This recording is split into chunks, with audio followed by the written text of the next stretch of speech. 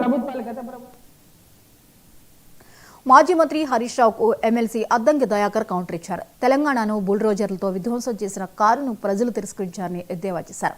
కంటోన్మెంట్లో కాంగ్రెస్ ని ఎలా గెలిపించారో జూబ్లీహిల్స్ లో కూడా ప్రజలు కాంగ్రెస్ ని గెలిపిస్తారని ధీమా వ్యక్తం చేశారు. రాజకీయాల్లో సెంటిమెంట్లు పనికిరావని కేసీఆర్ హరీష్ రావుల బంధాన్ని ఉద్దేశిస్తూ మాట్లాడారు.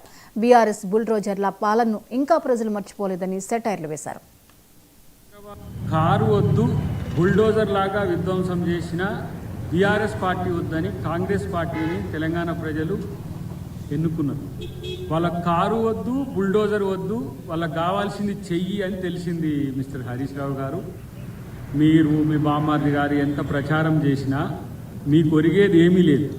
మొన్న హైదరాబాద్లో జరిగిన కంటోన్మెంట్ ఎలక్షన్లలో కాంగ్రెస్ పార్టీని ఎట్ట గెలిపించారో ఇవాళ జూబ్లీహిల్స్ ఎన్నికల్లో కూడా కాంగ్రెస్ పార్టీని గెలిపించడానికి ప్రజలు సిద్ధంగా ఉన్నారు. మీరు చేసిన బుల్డోజర్ పాలన, మీరు చేసిన విధ్వంసాన్ని ఇంకా తెలంగాణ ప్రజలు కోరుకోరు. అంతా మీరు భ్రమపడుతున్న పరిస్థితి ఉన్నది.